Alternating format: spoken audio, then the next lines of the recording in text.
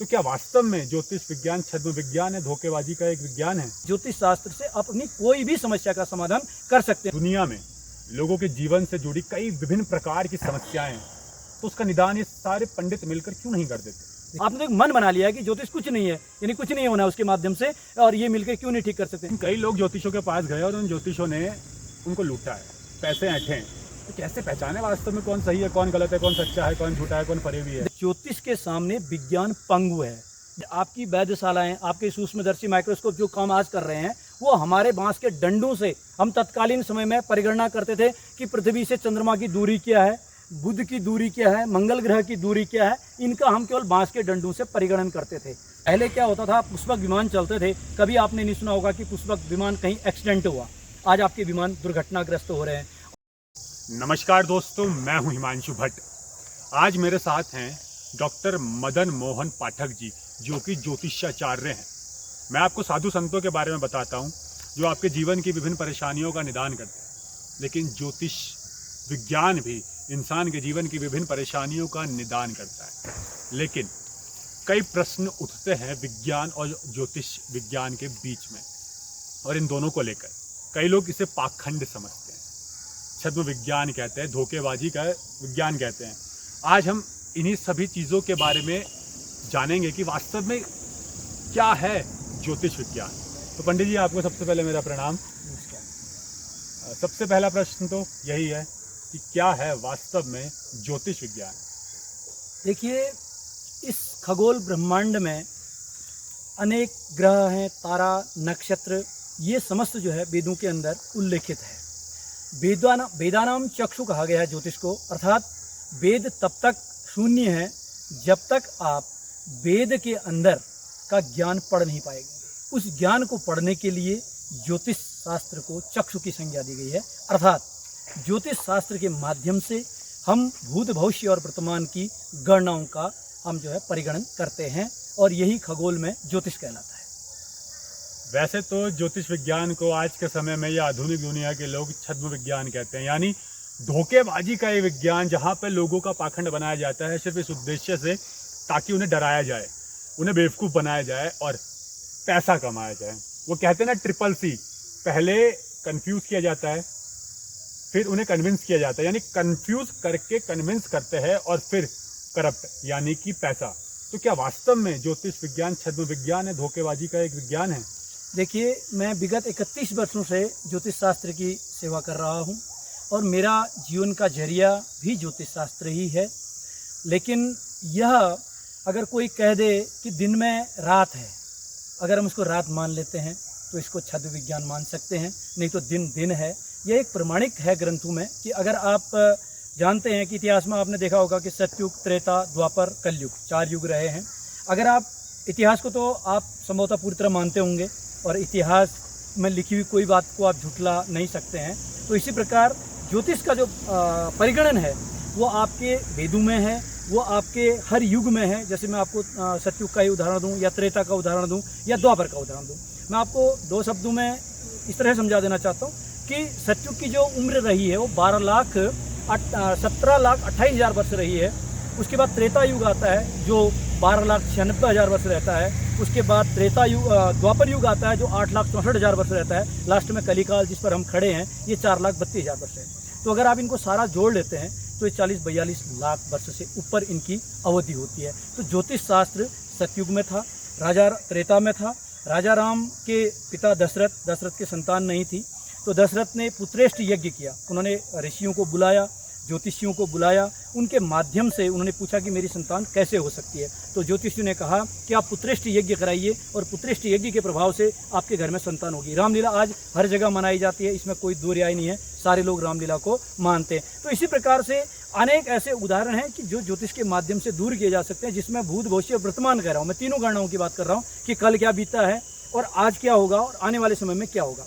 अब ये है कि इसको छद्म विज्ञान कहने के पीछे अनेक प्रकार की बातें हैं। उसके पीछे क्या कारण है मैं आपको स्पष्ट बता दूं। ये वो लोग कहते हैं जो लोग आलसी हैं, जो लोग किसी चीज़ को खोजना नहीं चाहते हैं, या जिन लोगों को ऊपर से ही कुछ चीज़ चाहिए होती है। क्योंकि अगर आप ज्योतिषी के माध्यम से किसी चीज़ का निदान कराएंगे तो प्रक्रियाएं कुछ हम इस प्रकार की देते हैं कि थोड़ा टफ होती हैं। जैसे आपको समय पर उठना है, अपनी दिनचर्या को संयमित करना है, आपको खान पान को संतुलित करना है। इसमें एक ही चीज़ नहीं है कि हम कोई मंत्र फूंक देंगे और आपका सिस्टम ठीक हो जाएगा, क्योंकि हम आपको उपाय बताएंगे। उस उपाय के माध्यम से आप ज्योतिष शास्त्र से अपनी कोई भी समस्या का समाधान कर सकते हैं। मैंने जब PhD किया ज्योतिष में, तो मेरा ज्योतिष शास्त्र का जो टॉपिक रहा है PhD का, ज्योतिष के द्वारा विभिन्न समस्याओं का समाधान। तो आज हम हर प्रकार की समस्या का समाधान इस ज्योतिष शास्त्र के माध्यम से दे रहे हैं और लोगों को लाभान्वित कर रहे हैं। और एक प्रकार से देखा जाए तो जिसकी जिस प्रकार की भावना होती है, जिस प्रकार की आस्था होती है, उसे उसी प्रकार का फल और उसी प्रकार का रिजल्ट मिलता है। कहते हैं ना कि जो हमारे दिमाग में है वही संसार में है, और जो हमारे दिमाग में नहीं है वो संसार में भी नहीं है।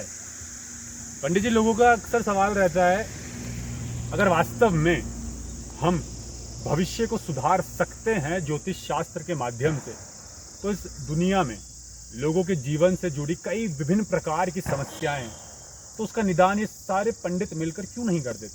देखिए, इसमें इसका भी मेरे पास सीधा सीधा ये जवाब है, क्योंकि ये पंडित मिलकर समाधान नहीं कर सकते हैं। प्रारब्ध को सुधारने के लिए आपने एक छोटा सा इंटरव्यू लेने के लिए मुझे यहाँ पे खड़ा किया है। पहले आपने एक बेसमेंट तैयार की, मुझे एक माइक थमा दिया हाथ में, वहाँ से फिर आपने सिस्टम बनाया, तो सिस्टम के माध्यम से आप मेरा इंटरव्यू ले पा रहे हैं। तो अगर प्रकृति से अगर हमने, क्योंकि क्या होता है, देखिए ज्योतिष में क्या है, जिस प्रकार से आपके संविधान में आप कानून बने हैं, धाराएं बनी हैं, संविधान के अनुच्छेद हैं, तो उसी प्रकार के ज्योतिष में भी क्या प्रारब्ध का बड़ा खेल रहता है। प्रारब्ध कहते हैं हमारे पूर्व जन्मकृत दोष, जो हम पूर्व जन्म में करके आते हैं, वो हमारे साथ यहाँ दंड के रूप में हमारा प्रारब्ध बन के हमारे साथ आते हैं। जैसे कि आपके किसी बैंक में आपका खाता तो है, लेकिन आपके उस बैंक में पैसा नहीं है। आप कितनी बार अपना ATM कार्ड रगड़ते रहिए, लेकिन आपको क्या मिलेगा? नो बैलेंस, आपका कोई बैलेंस नहीं है। तो इस बैलेंस को ठीक करने के लिए लोग ज्योतिषियों के पास आते हैं। अब होता क्या है, प्राय ऐसा देखा गया है कि इस समय आदमी कर्महीन हो गया है।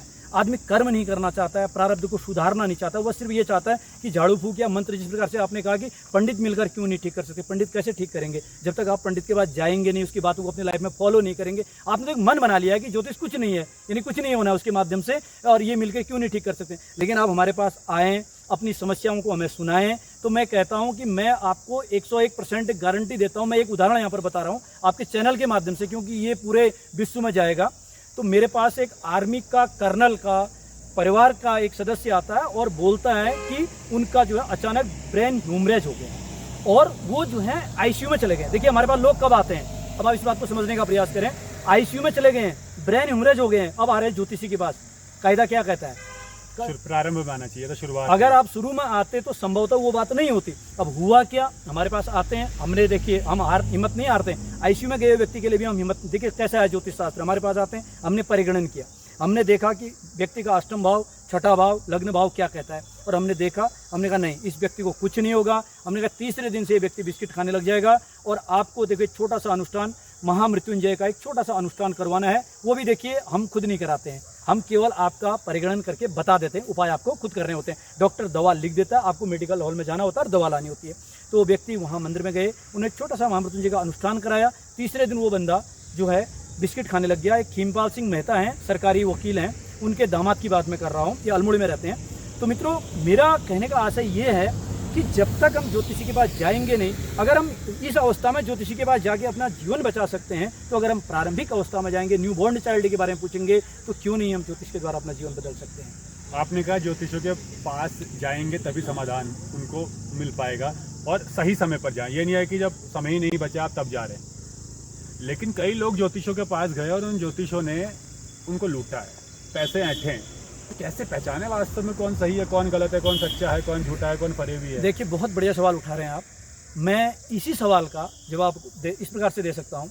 आपको कोई कानूनी विवाद अगर आपका हो गया, किसी वकील साहब के पास आप गए, तो जो केस आपका 2 या 3 बार में फाइनल हो सकता था, अगर वो 2.5 साल या 3 साल अगर आपको लटकाते हैं, तो उसमें कानून की गलती नहीं है, उसमें वकील की गलती है। अगर आप डॉक्टर के पास जाते हैं, MBBS डॉक्टर के पास जाते हैं, और वो डॉक्टर आपका जो है फिजिकली, हो सकता था कि आपको एक हल्की दवा से आप ठीक हो सकते थे, अगर वो 40,000 के आपको टेस्ट लिख रहा है बिना कारण के, तो ये गलती मेडिकल साइंस की नहीं है, ये गलती उस डॉक्टर की है जो आपको गलत कर रहा है। उसी प्रकार से हम ज्योतिषियों में भी क्या होता है कि हम तो अभी भी, मैं विगत 31 वर्ष से डंके की चोट पर, 51वां वर्ष मुझे चल रहा है, मैं 31 वर्ष से इस काम को कर रहा हूँ। आप पूरे क्षेत्र में, इवन भारत में 25वां नंबर है मेरा ज्योतिषियों के क्षेत्र में, मान्यता प्राप्त ज्योतिष हूँ। तो लेकिन आज तक हमने 251 रुपये से एक पैसा किसी फालतू नहीं लिया, न किसी को ये हामी भरी कि हम तुम्हारा अनुष्ठान करेंगे, यज्ञ कर देंगे तुम्हें हम ठीक। हमने उनका मार्ग सुधारा। परंतु एक सूत्र आता है संस्कृत में, देवे द्विजे तीर्थे देवाली। देवता के पास जाते समय, ज्योतिषी के पास जाते समय आपकी भावना डिपेंड करती है, आप किस भावना से उसके पास जाते हैं, तो समझ लीजिए।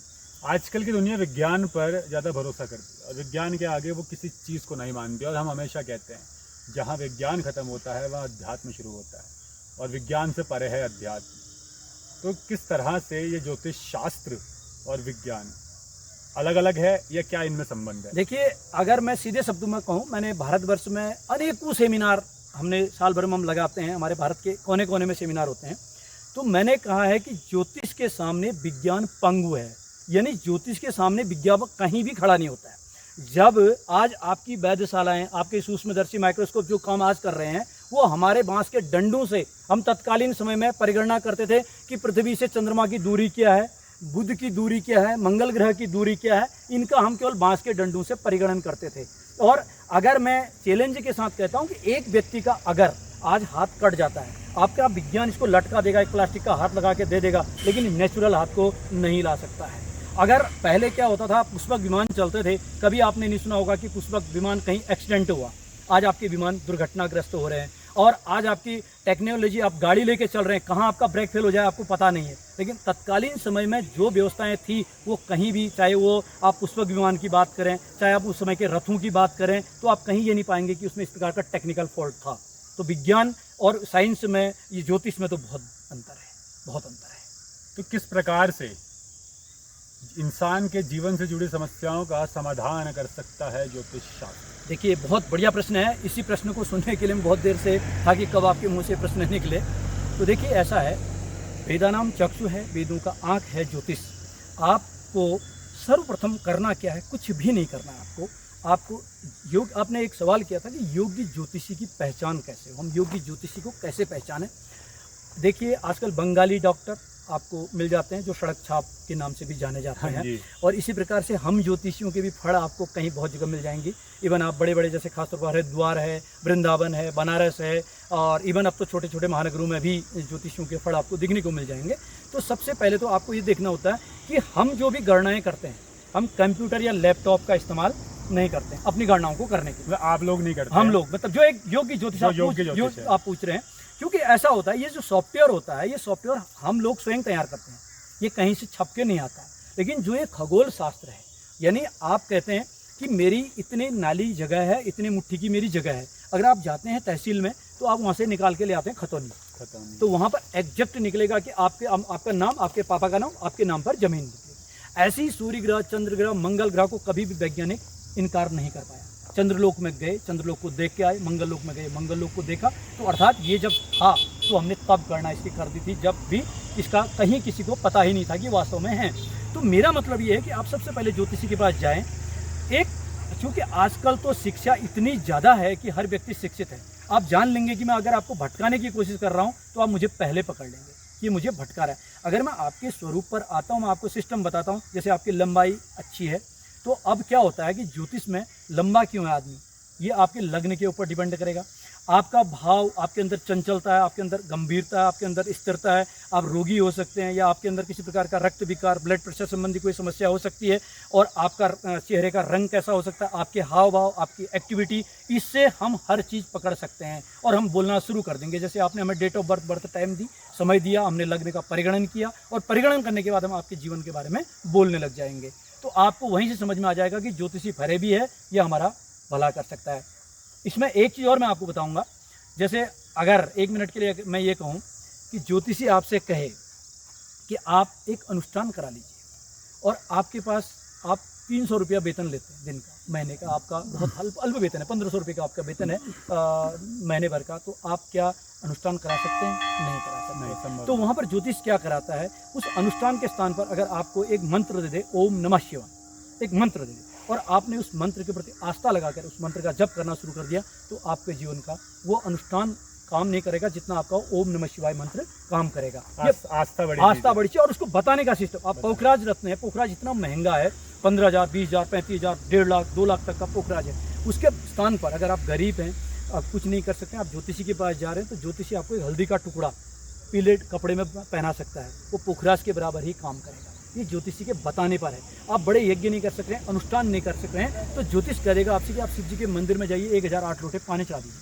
आपका पैसा लगा, जल आपको मुफ्त में मिल रहा है और शिवलिंग आपके सामने है, तो आप चढ़ा दीजिए। तो ऐसे हमने हजारों नहीं लाखों लोगों का इलाज किया है, लाखों लोगों का भला किया है, ये प्रमाण के तौर पर। आप तो ये तकनीकी विद्यालय वाले हैं, तो आप गूगल पर चले जाइए, आप वहाँ से हमें सर्च कर लीजिए, आप हमारे भक्तों से पूछ के देख लीजिए, जिन लोगों की हम सेवा कर रहे हैं या जिन लोगों ने हमसे सेवा पाई है, जिन लोगों को लाभ हुआ है, तो प्रत्यक्षं किंग प्रमाणम। मेरे पास प्रमाण के लिए कहीं कोई गुंजाइश नहीं है। तो आप आइए, हम आपको स्वागत करते हैं। तो आपका कहने का मतलब है कि आस्था बड़ी चीज है, विश्वास नहीं होगा तो आप किसी भी क्षेत्र में आप लाभ नहीं उठा सकते, और चाहे कोई भी हो, चाहे वो विज्ञान हो, चाहे ज्योतिष हो, चाहे वो आपका कोई भी शिक्षा। और पंडित जी, ज़्यादा बड़ा नहीं मैं करना चाहूँगा, क्योंकि ज्योतिष शास्त्र इतना बड़ा है कि हम जितना उसकी गहराई में डूबते जाएंगे वो और उतनी ही गहराई में हमें ले जाता जाएगा, क्योंकि इसका कोई अंत नहीं है, ये अनंत है। लेकिन अंत में एक ज्योतिषाचार्य होने के नाते आपके जीवन के अनुभवों के आधार पर और समाज में जितना आप कुछ देख रहे हैं, एक संदेश आप समाज के नाम जो अपनी तरफ से देना चाहें। देखिए, मैं अपने संपूर्ण जो भी दर्शक हैं सबसे निवेदन करना चाहूँगा कि आप सर्वप्रथम ज्योतिष शास्त्र क्या आपको शिक्षा देता है। हमारे शास्त्र में एक तो प्रातः काल समय पर उठना, जिसको हम कहते हैं ब्रह्म मुहूर्त में उठना, तो हम ब्रह्म मुहूर्त में जागें। और उसके बाद जो भी है, हम ये नहीं कहते कि आप किसी इंडिविजुअल देवी देवता का नाम लेके कि आप उसकी पूजा करें। मैं तो कहता हूँ कि आपके अंदर ही, नर के अंदर नारायण है, आप अपनी ही नाम की माला को जपना शुरू कर दें। आप किसी देवी देवता पर अगर आपकी आस्था है तो उनका नाम लेना शुरू कर दें। तो थोड़ी देर के लिए बैठना सीखिए, उपासना आ जाएगी, तो फिर जो है धीरे धीरे आप ईश्वर के प्रति जुड़ने लग जाएंगे। उसके बाद हमारा क्या होता है कि प्रत्यक्ष देवता दो माने गए हमारे शास्त्र में, सूर्य और चंद्रमा। सूर्य को हम प्रत्यक्ष देवता कहते हैं और चंद्रमा को भी हम प्रत्यक्ष देवता कहते हैं। उसके अलावा अन्य देवी देवताओं का हमने केवल स्वरूप के बारे में देखा है, लेकिन उनको कभी महसूस नहीं किया। सूर्य को हम देख सकते हैं, हमारे पीछे से सूर्य भगवान है, और रात को चंद्रमा यहाँ से आने लग जाएंगे। तो हम क्या करें कि एक लोटा जल लेके सूर्य भगवान को सुबह एक लोटा जल चढ़ा दें, और उसके बाद अपनी दिनचर्या में लग जाएं। अपनी तरफ से कभी भी किसी को गलत न करें। जैसे देखिए, शनि ग्रह के बारे में संक्षिप्त छोटी सी बात मैं आपको बताना चाहूँगा कि शनि ग्रह के बारे में कहा गया कि शनि करोति सुखम। आपने सुना होगा, आज तक सारे ज्योतिषी शनि को कोसते जाते हैं। मैं कह रहा हूँ कि शनि करोति सुखम, शनि सुख प्रदान करते हैं। शनि एक वृद्ध ग्रह हैं, वो चाहते हैं कि आप गलत कर्म न करें, आप जो है धर्म का मार्ग न छोड़ें, आप किसी का धन न पचाएं, आप किसी का कोई ऐसा अनैतिक कार्य किसी के साथ न करें। तो शनि महाराज उन्हीं को दंडित करते हैं जो गलत मार्ग पर चलता है। तो आप गलत मार्ग से बचिए, क्योंकि ऐसा धर्मेण हन्यतो व्याधि, धर्मेण हन्यतो ग्रहा, धर्मेण हन्यतो शत्रु, यताये धर्म तताये जय। जहाँ धर्म है वहाँ जय है। धन्यवाद पंडित जी, आपने हमें इतनी अहम जानकारी दी। अब सबसे बड़ा सवाल यह है कि लोग इस जानकारी के बाद मांगेंगे पंडित जी का नंबर। तो पंडित जी का नंबर आपको चाहिए तो आप मुझसे फेसबुक और इंस्टाग्राम पे संपर्क कर सकते हैं, जिसका लिंक मैंने नीचे डिस्क्रिप्शन में दिया है। आप ध्यान रखिएगा, रिप्लाई करने में थोड़ा समय लग सकता है, क्योंकि जब ज़्यादा लोगों की रिप्लाई होता है तो एक साथ नहीं हो पाते। लेकिन हाँ, ये बात तय है कि आपको पंडित जी का नंबर मिलेगा पंडित जी से पूछने के बाद ही, क्योंकि कई लोग नंबर का मिसयूज़ करते हैं। इस वजह से मैं वीडियो में डायरेक्टली नंबर नहीं दे रहा हूँ। आज की वीडियो में फ़िलहाल इतना है। उम्मीद है आपने ज्योतिष शास्त्र के बारे में काफ़ी कुछ जाना होगा और काफ़ी कुछ जानने की लालसा भी होगी, जो धीरे धीरे अन्य वीडियो बनाकर हम आप तक उस जानकारी को पहुंचाते रहेंगे। लेकिन तब तक आप इस वीडियो को लोगों के साथ शेयर करें, ताकि लोग भी जान सके ज्योतिषाचार्य के बारे में, ज्योतिष शास्त्र के बारे में, और जान सके कि क्यों हमारे सनातन धर्म में इतना महत्व दिया जाता है ज्योतिष शास्त्र को।